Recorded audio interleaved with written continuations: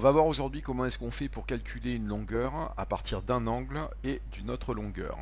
Donc le premier réflexe, comme on l'a vu dans la précédente vidéo, c'est de poser l'hypoténuse en mettant en face de l'angle droit, de prendre l'opposé qui se trouve en face de l'angle qu'on me donne, ici on me donne 65 degrés, donc c'est en face de l'angle B, voici ici O, et par élimination, l'adjacent c'est le dernier côté qui reste.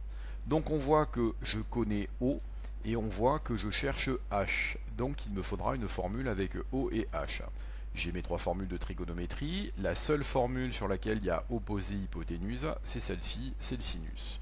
Donc je vais faire un calcul de sinus. Ici, donc, on a dit que c'était un sinus de l'angle B, que c'est le côté opposé divisé par l'hypoténuse. Donc, sinus de B, l'opposé c'est AC, AB c'est l'hypoténuse. Deuxième étape, je remplace par les nombres. L'angle il fait 65 degrés, le côté opposé il en fait 6.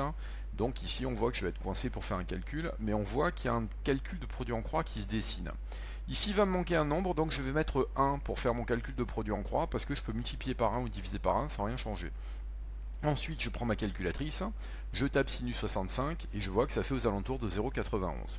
Donc voilà le produit en croix tel qu'il est. Le 6 et le AB ils sont sur la droite. On a bien ici 6 et AB sur la droite, l'un au-dessus de l'autre.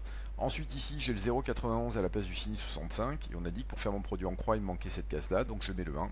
Ce qui fait que ça me fait 6 fois 1 divisé par 0,91. Et j'ai fini de trouver ma longueur. Allez, j'en refais un autre un petit peu plus rapidement.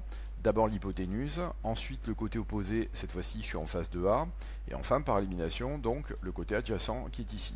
Je vois que je connais le côté opposé, je vois que je cherche le côté adjacent, donc ça veut dire que c'est une formule qui va être avec O et A.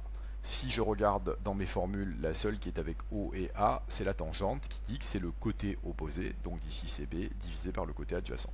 Je continue, je remplace par mes nombres, je prends ma calculatrice, la tangente de 30 c'est 0,58, ici j'ai bien le 10 sur le AC, je fais mon produit en croix et j'ai fini par trouver.